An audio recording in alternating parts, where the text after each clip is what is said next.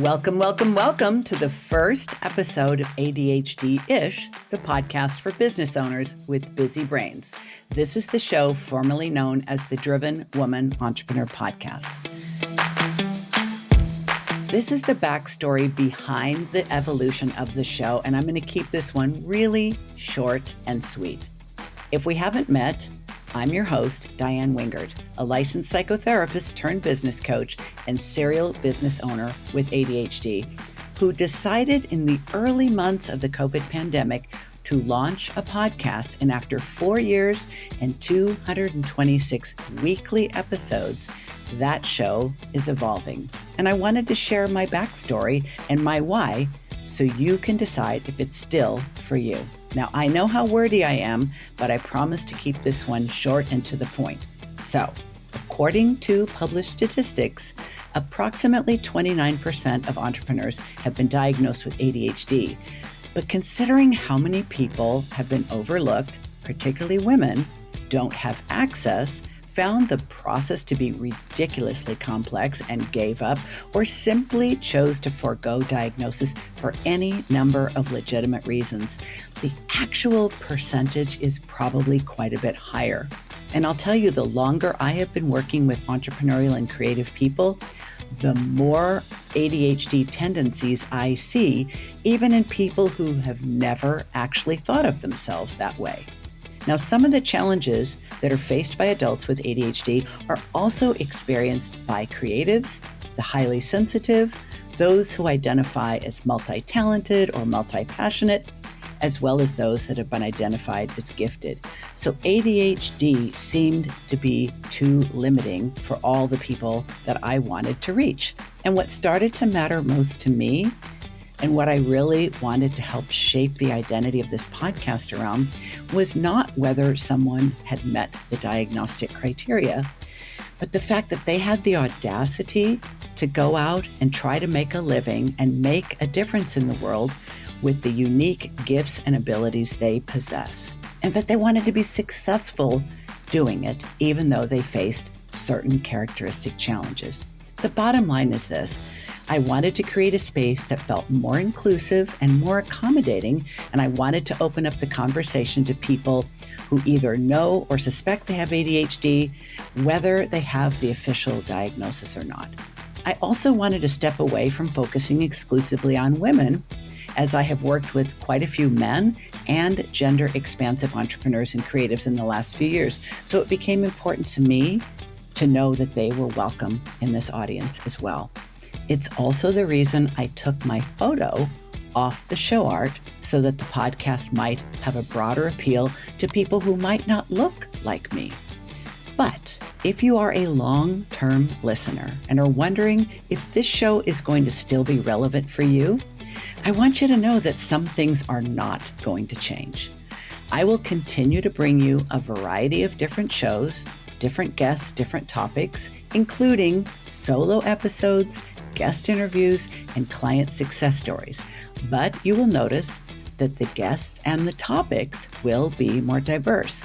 I also plan to introduce mini-sodes because even though I love to talk, some topics just don't need a full-length episode, and what might be just right is a snack size portion.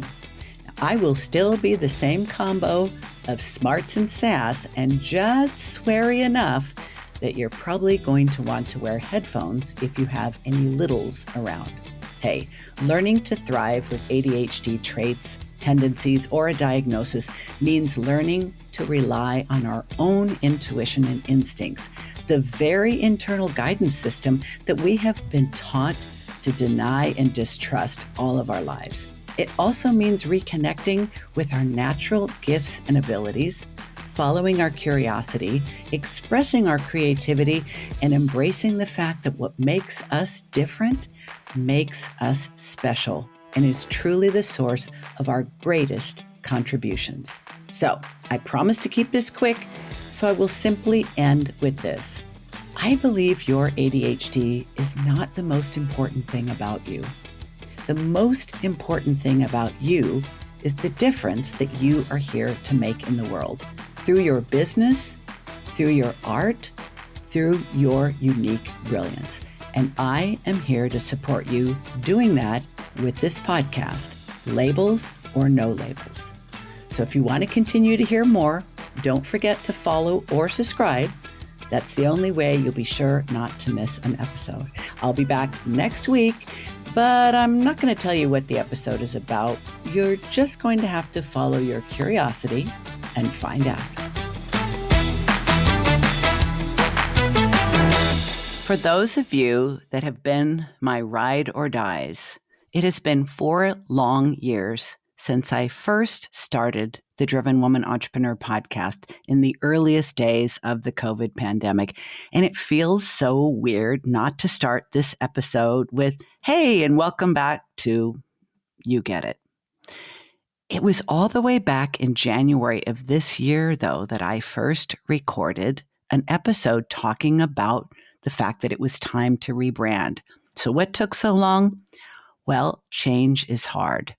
If you've been following along, I left you a few little clues just 10 episodes ago in number 217 called ADHD or ADHD-ish. Now, if you missed that one, there's a link to it in the show notes so that you can go back and listen to it if you haven't already done so. On that episode, I shared my personal thoughts about the need to evolve this podcast beyond being directed exclusively towards women, beyond being directed exclusively toward entrepreneurs, and bringing the focus toward traits that most of us come to think of as ADHD. What's become important to me is helping people with big ideas and busy brains do their most important work in the world. What they call themselves, how they identify, whether they've been to see a doctor and gotten a diagnosis, whether they take medication, don't take medication, whether they disclose, don't disclose, all of that is considerably less important to me now than helping really bright, really creative, really talented people do their most important work in the world. I kind of fell out of love with labels, even though this very show has kind of a label, doesn't it? I'd like to think that ADHD-ish is a little squishy. It leaves a little room for interpretation. And I understand in leaving that room, it's going to be triggering to some people. I talked about this in episode 217 because I never want to offend anyone. I never want to trigger anyone. And I never accidentally, and certainly not intentionally, want to upset anyone who lives the day-to-day challenges of ADHD. But I realized that there was a specific group of people that I wasn't sure I was reaching. I regularly had people reach out to me and say, I really like your podcast and I really identify with what you're saying, but I'm not a woman. Is that okay? And I realized maybe I need to broaden the lens. Maybe I need to drop the gender focus. After all, there are plenty of other podcasts that are speaking directly to women who live with these traits. Right now, I believe we are in the age of identity, whether we're talking about our cultural identity, our gender or sexual orientation identity, and increasingly people are talking about their neurodivergent identity. You don't have to pass a test. You don't have to take an exam. You don't have to do anything at all to identify as being neurodivergent. Language is ever evolving, and this label in particular is evolving very, very quickly. A lot of people are starting to think of themselves as neurodivergent, even though nobody but them confirms it. And I am okay with that. I don't think it disrespects anyone who's gone the official route, because as I talked about in the ADHD or ADHD-ish episode, it's really daunting to go through the official channels. And it's not something that everyone has access to. What has become really important to me is talking to people who know they think, feel, and do things differently. celebrating them, applauding them, supporting them, and helping them figure out how to make the very most of the fact that they are different. If you spent any time in the corporate world, the world of academia, nonprofits, anything other than entrepreneurship or self-employment, then you don't need me to tell you that the world around us was made by and for neurotypicals. They believe they know the right way to do things. Well, if you're not like them, doing things their way can be challenging at best and often lead people to feeling like they're a complete failure, even though they may think they have the best ideas in the room. Lots of people who are neurodivergent, neurospicy, ADHD-ish, end up working for themselves, not even because they want to, but because they find the typical workplace completely inhospitable to their unique needs, traits, and tendencies. I want to create a welcoming place for just those people because in my experience, some of the brightest, some of the most original, some of the most creative, some of the most divergent thinkers I've ever met are people with these traits and tendencies. And it is so frustrating to me and to them, I know, that we are so often misunderstood. We are often misunderstood by the very people we seek out to help us, by psychiatrists, by therapists, by coaches.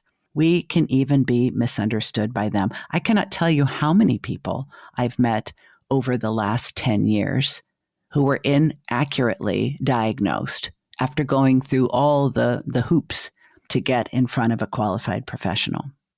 So I'm here for the people who know they're different and know they need to do things differently. And they have the audacity to be self-employed.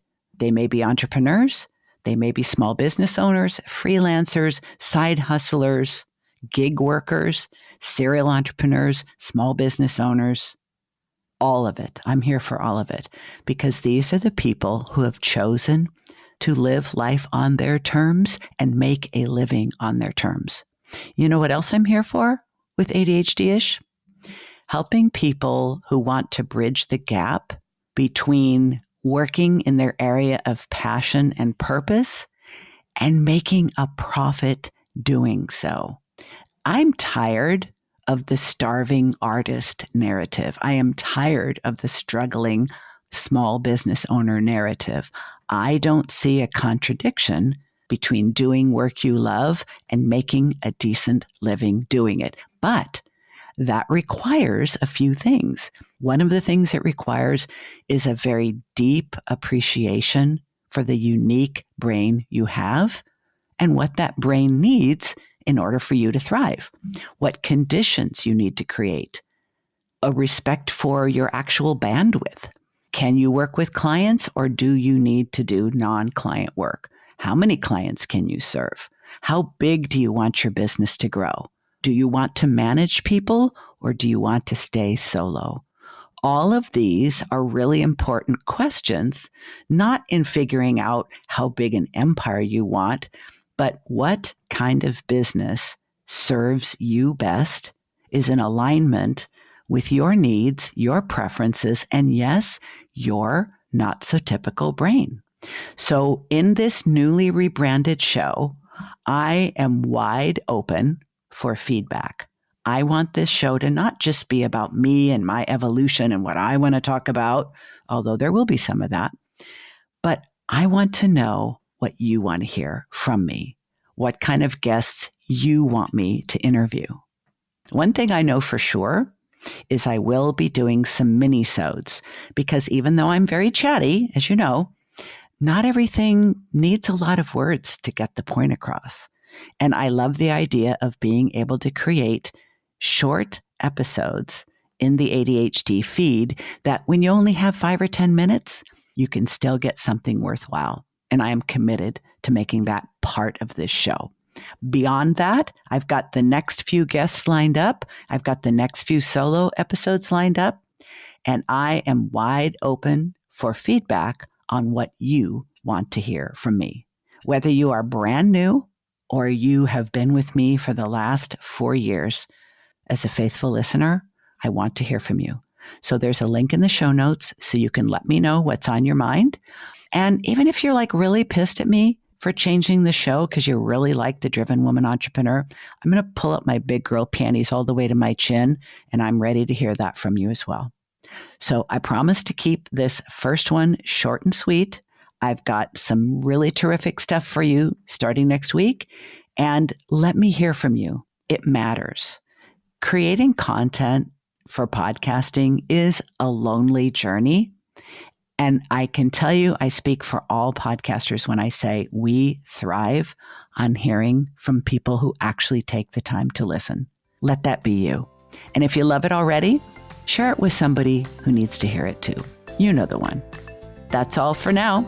I'll be back next week and hope you will too.